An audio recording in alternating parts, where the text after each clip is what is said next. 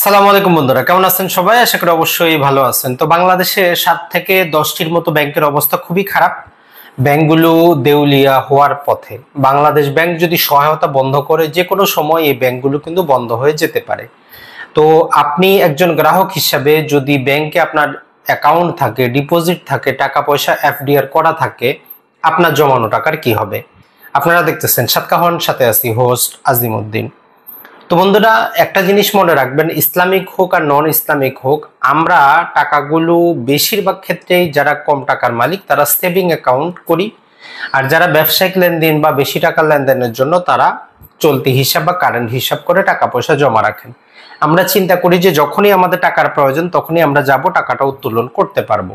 তো বাস্তবে আমরা সেটা পারিও, কিন্তু ব্যাংকিং ব্যবস্থার কিছু কন্ডিশন আছে যেগুলো আমরা হয়তো ব্যাংকের অ্যাকাউন্টটা খোলার সময় ভালো করে পড়ি না, জানি না, বুঝি না। তো মনে রাখবেন, যদি বাংলাদেশে প্রচলিত নিয়ম অনুযায়ী কোনো ব্যাংক দেউলিয়া হয় বা বন্ধ হয়ে যায়, আপনার যে জমানো টাকা আছে সেটা সঞ্চয় হিসাব, চলতি হিসাব, এফডি যেটাই হোক, যদি কোনো একটা ব্যাংকে থাকে তার বিপরীতে ইন্স্যুরেন্স হচ্ছে সর্বোচ্চ 1 লক্ষ টাকা। ধরেন যে আপনার 5 লাখ টাকা কোনো একটা ব্যাংকে সেভিং অ্যাকাউন্টে আছে, ব্যাংকটা দেউলিয়া হয়ে গেল, তো 5 লাখ টাকার কি হবে? আর 1 লাখ টাকাই কখন পাবেন? ব্যাংকটা যেদিন থেকে বন্ধ হলো পরবর্তী 90 দিন মানে 3 মাসের মধ্যে আপনি আবেদন করবেন যাবতীয় ডকুমেন্ট সহ।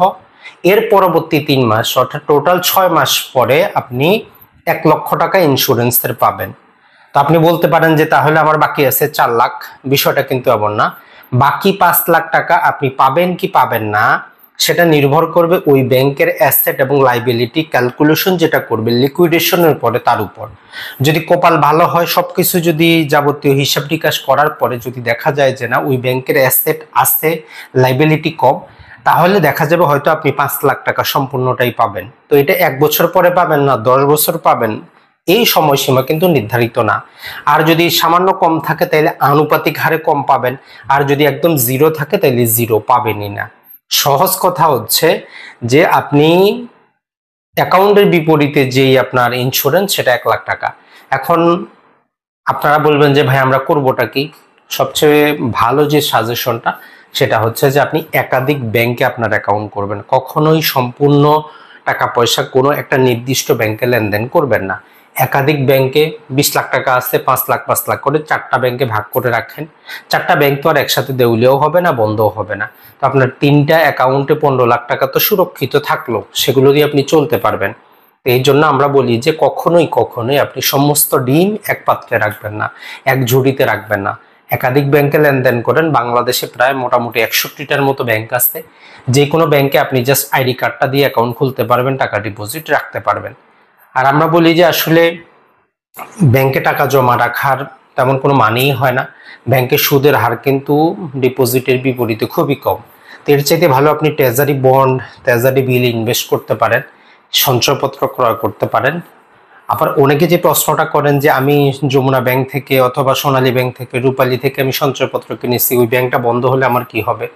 মনে করবেন যে এইটা ব্যাংকের না, এই যে সঞ্চয়পত্র, ট্রেজারি বন্ড, বিল, এগুলো সরকারের। এক ব্যাংক বন্ধ হলেও অন্য ব্যাংক থেকে আপনি সেগুলো নিতে পারবেন, তাতে কোনো সমস্যা হবে না। তো বাংলাদেশের প্রচলিত এই যে ব্যাংকিং ইন্স্যুরেন্স, এইটা গত 2 বছর আগেও 1 লাখ টাকা থেকে বেড়ে 2 লাখ টাকা করার কথা ছিল, কিন্তু করা হয় নাই।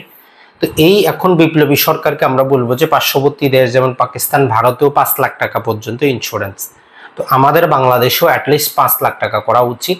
সেই 2000 সালে একটা কি ছিল, আমাদের আইন ছিল যার মাধ্যমে এগুলো কালেক্ট করা হয়।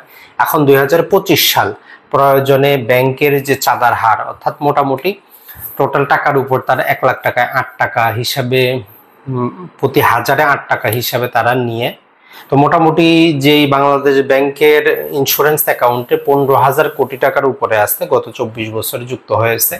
তো আমরা আশা করব যে এই টাকাটা আর একটু বাড়িয়ে ইন্স্যুরেন্স কাভারেজটা ঠিক করা হোক, তাহলে গ্রাহকের আস্থা বাড়বে। অ্যাটলিস্ট বর্তমান মার্কেটের হিসাবে 5 লাখ টাকা তো জরুরি, কারণ 5 লাখ টাকা পর্যন্ত যাদের ব্যাংকে টাকা পয়সা থাকে ওনারা মধ্যবিত্ত, নিম্ন মধ্যবিত্ত।